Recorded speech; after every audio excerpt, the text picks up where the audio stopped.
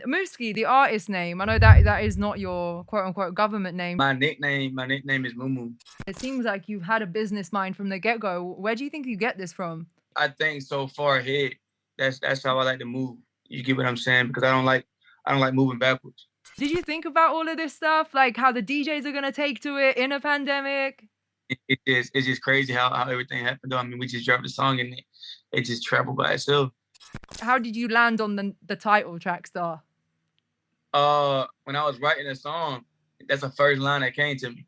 Corday has recently found victory with a sports figure. Can you see yourself, diving into that pond?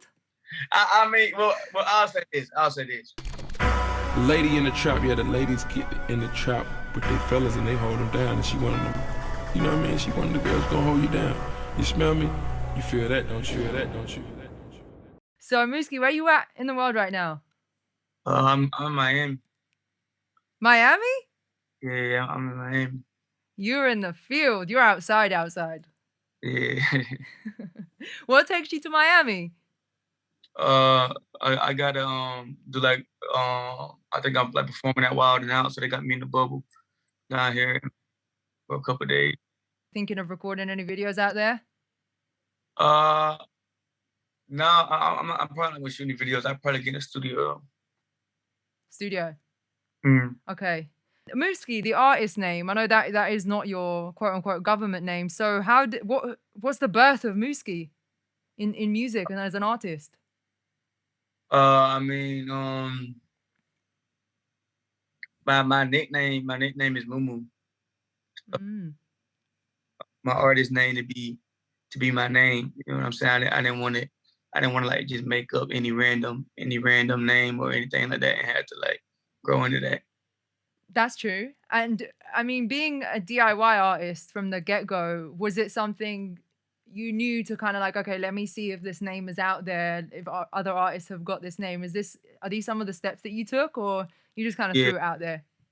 No. I definitely looked at um I looked up on Apple, I looked it up on YouTube, and stuff like that. And then, I was like, all right, yeah, I'm gonna leave it at that.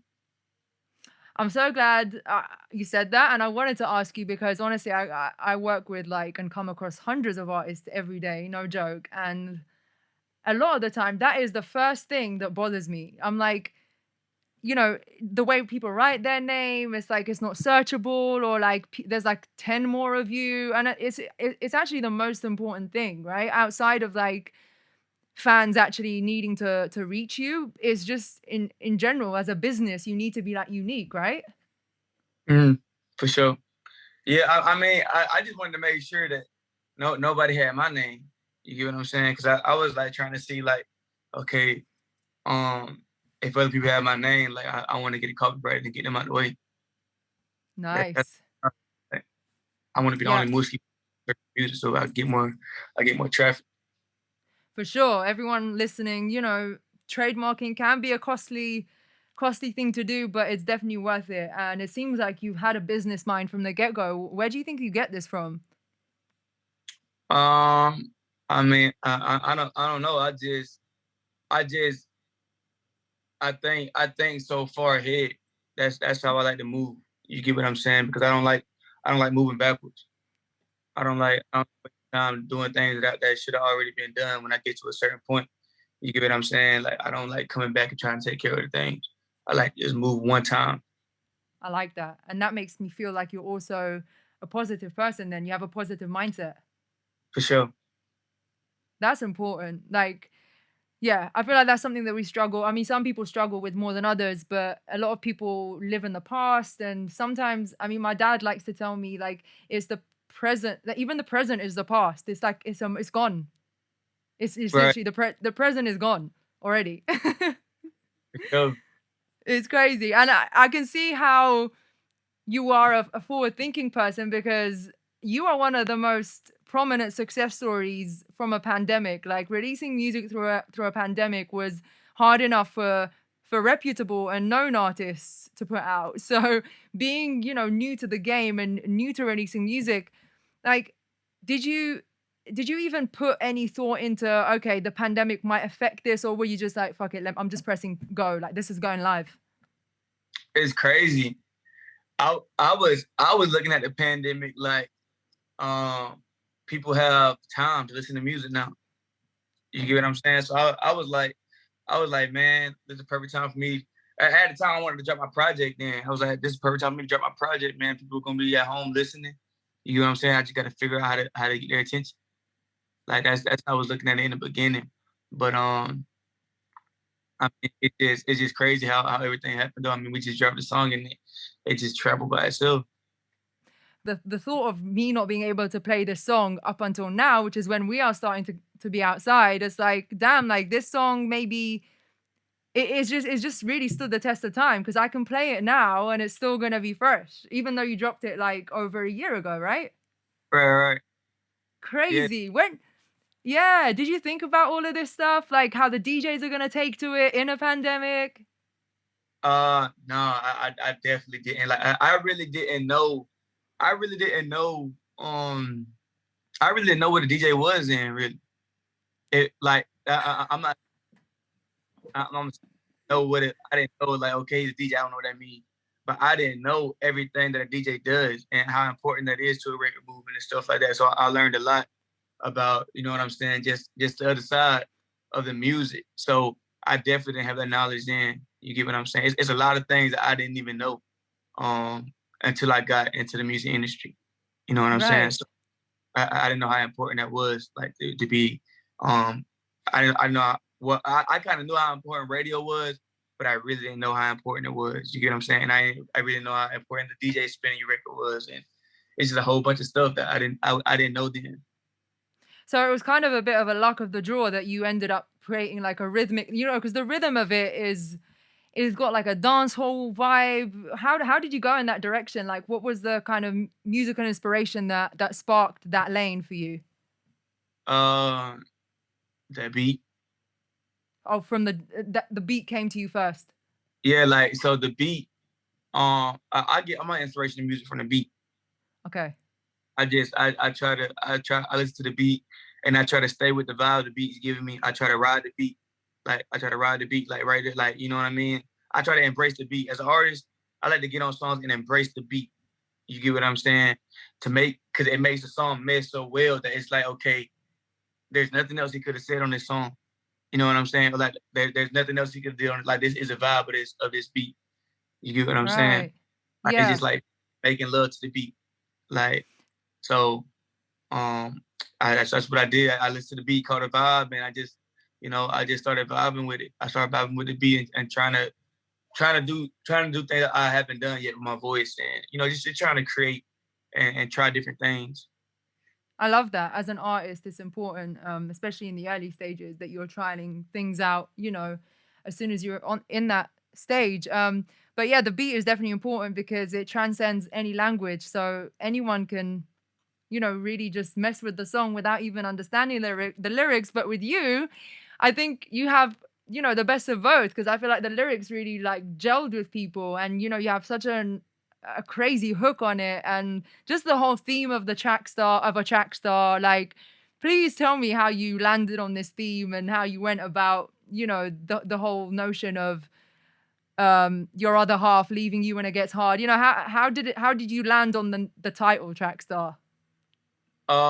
When I was writing a song, that's the first line that came to me. Oh, Boom, track star. So I asked myself, I said, I want to take this concept as far as I can.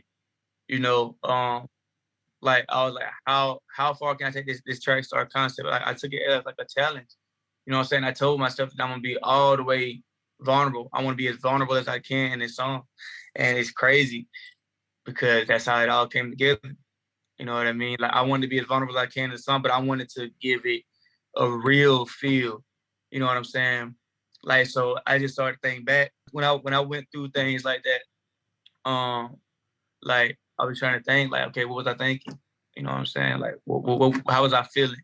And I just put it in the words. You know what I'm saying? So I could really sell that emotion with the song and really do to it, so people can actually like really feel. You get what I'm saying? Like I wanted the song to be real, and that's why it blew up.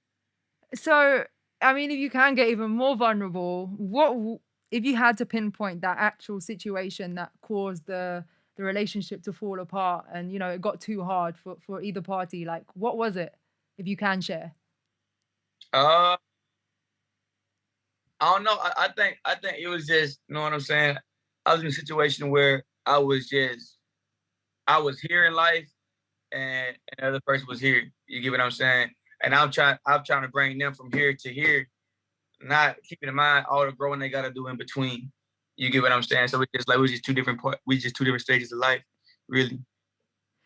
It's interesting. I feel like men are quicker to notice that, like, than women. Like, I feel like, you know, it took me a while to understand that sometimes people are just not in the same stage, and sometimes, like, I feel as women, we always try to make things work, but sometimes it cannot because you are literally at different levels, and it's like one person's pulling while the other one's pushing, and it turns into literally a tug of war.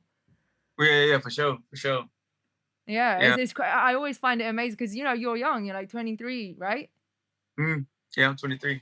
Yeah, for you to pinpoint stuff like that at your age, I think it's super mature. So yeah, you're definitely did the right thing, knowing exactly where you want to go in life.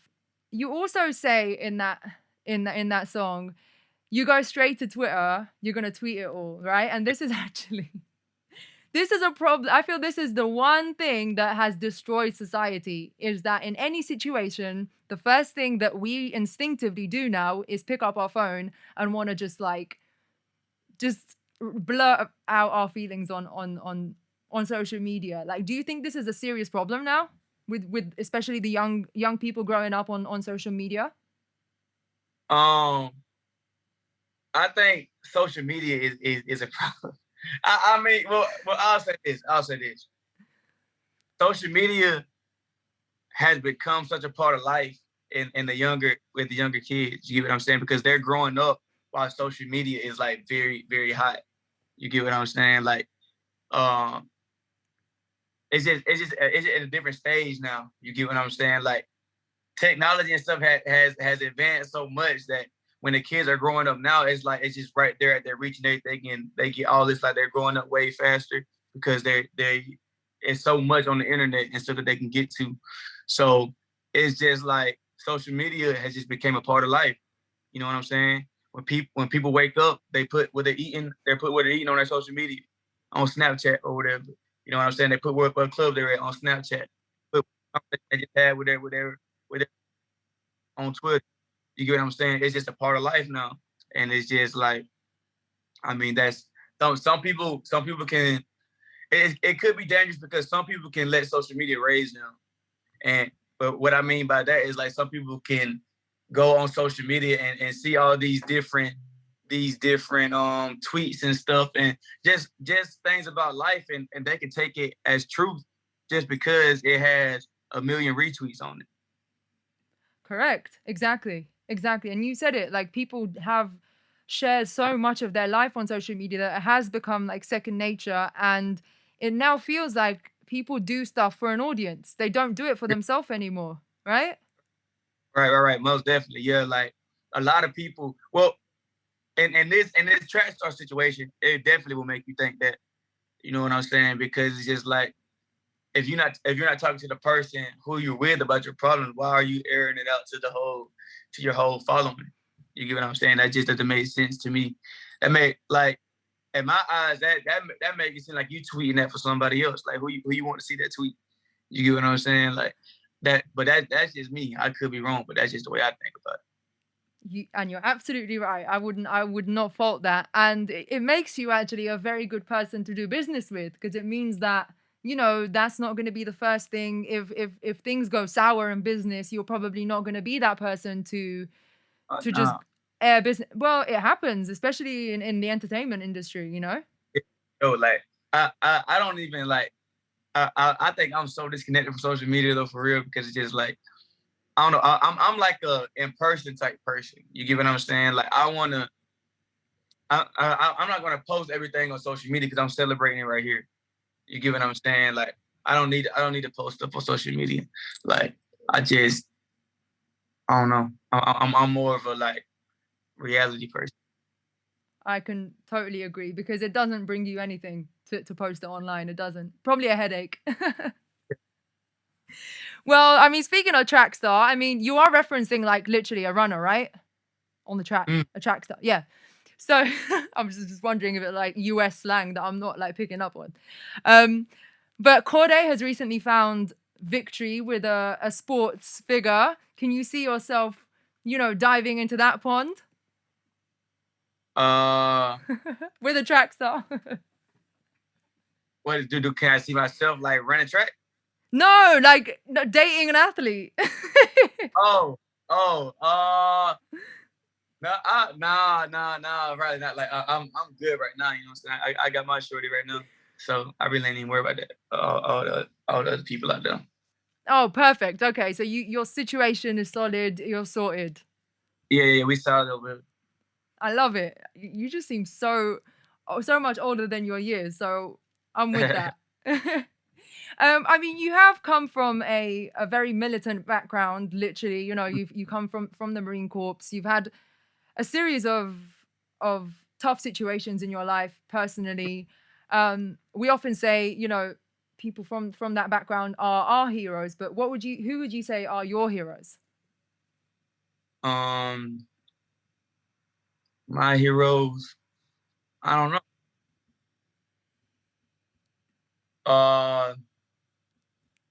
My father.